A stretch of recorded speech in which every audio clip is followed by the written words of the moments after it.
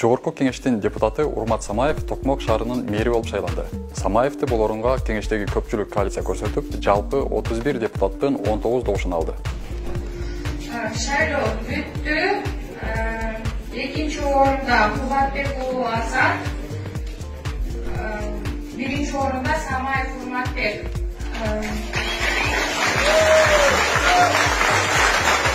Урмат Самаевдин мэр болуп шайланышын дээрлик бардык массалык маалымат каражаттары чагылдырышты.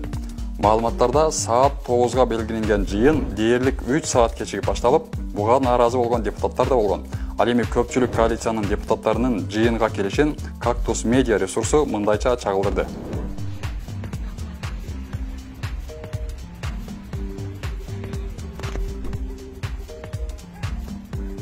Алдыда келаткан жигит Токмок шаардык кеңешинин көпчүлүк коалициясынын лидери Бирге партиясынан шайланган депутат Кайрат Чокеев.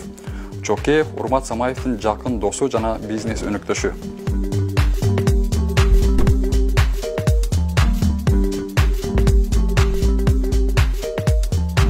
Самаев өзү Токмокто иш алып барган Алло такси кызматында үлүшү бар экенин, аны 3 дос биргелешип түзүшкөнүн айтты.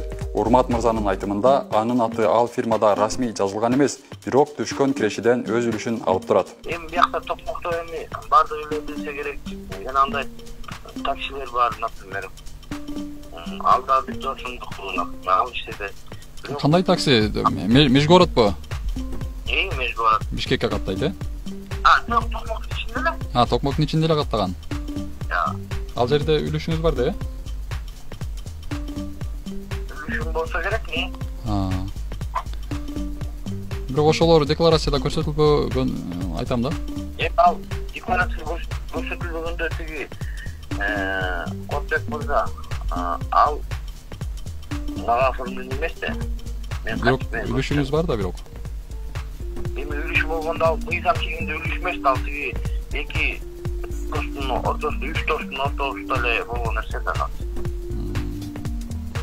Эмне деген фирма? Эсимде жок ошо фирма. Фирмаңыздын аты эсиңизде жокпу? Жок. Эми менин фирмам эмес да. Бирок ошол жактан сиз эме алып турасыз да, бир киреше тагып турасыз да. Алло такси.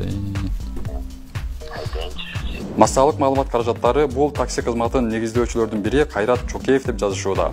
Демек, жаңы мэр Урмат Самаев менен көпчүлүк коалициянын лидери Кайрат Чокеевдин биргелешкен бизнеси бар. Арине Токмокто мындай фирма катталганы жана иштеп жатканы тууралуу маалыматты расмий порталдардан таба алган жокпуз. Урмат Самаевдин атында расмий түрдө Тынай Security күзөт детективдик агенттиги деп аталган фирмасы бар.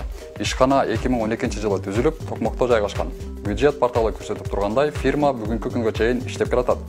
Урмат мырзанын мындан башка да расмий эмес ишкерликтери бар. Базарда мал жандыктарды, жылкыларды алып сатат, жер иштетет. Айтымында депутаттыктан тышкары кошумча каражатты ушундай жолдор менен таап келген. Дыйканчылык, айыл чарба, жылкы багам, жылкы алам, жылкы сатам, менде иш кыла берем, мен ал иштен качпайм. Урмат Самаевдин тарапташтары анын өлкө боюнча муктаждарга жардамдарды берип келатканын жана демөөрчүлүк иштери тууралуу жазышууда. Бул боюнча депутат өзү да каржылык колдоолору тууралуу бир канча мисалдарды келтирди. Талаш болуп, базарда умурда максат болду. Да. Ушул маалда 2 жылда 2003-төн чүйрөк жана Токмок шаарына тараттым.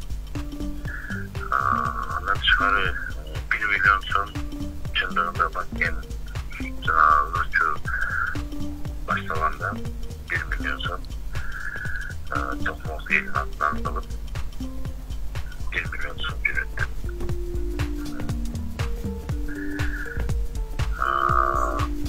Андай стадион боюнча бала бүгүнкү күндө дагы бүткөн стадион бар. Эми ал кандай толук менин счетуман эмес, менин каражатыман эмес. 70%, 60% мен жүктөгүмөн 15-20% айлык жүктөөнөн мына азыр Чүй областынын развитиясынан жана 40 миллионго ошол пакетчасын алып беребиз деп ошондой эмеге да кирген да. Ал эми Урмат Самаевдин иниси Эрматтын атына да 2018-жылы Самаята деп аталган фирма ачылган. Бул фирманын Урмат Самаевке кандай тиешеси болушу мүмкүн деген табигый суроо жаралат. Эмне үчүндүр фирманын Адилет министрлигиндеги каттоо барагында депутат мырзанын ошол кездеги жардамчысы, учурда президенттин жардамчысы болуп иштеп аткан Адинай Марипованын номери жазылган. Муну Урмат мырза мындайча түшүндүрдү. Ал Самаевда бүгүnkүндө катталган, жок, мындай эмеден минуттан өткөн. Жок, ал ошол ачылган жана Самаевда деген. Болду, ошол бойдон эчтеке иш кылган жок.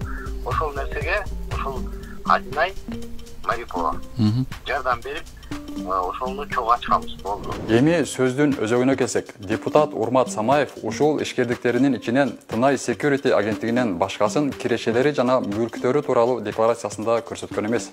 Декларатор порталындагы маалыматка карасак, Урмат Самаевдин депутаттык айлыгы 2016 жылы 593 миң сом болсо, 2017 жана 18 жылдары 670 жана 674 миң сом болгон. Башка киреше булагын көрсөткөн эмес. Ал эми чыгашасы болсо 2017 жылы 9 миллион жана 2018 жылы 5 миллион сомду түзгөн. Мал жандыктары да 1,5-2 эселеп көбөйгөнүн көрүүгө болот. Киреше менен чыгашанын ортосундагы эбегейсиз чоң айырма жана анын каржы булагы кайдан экендиги табышмак.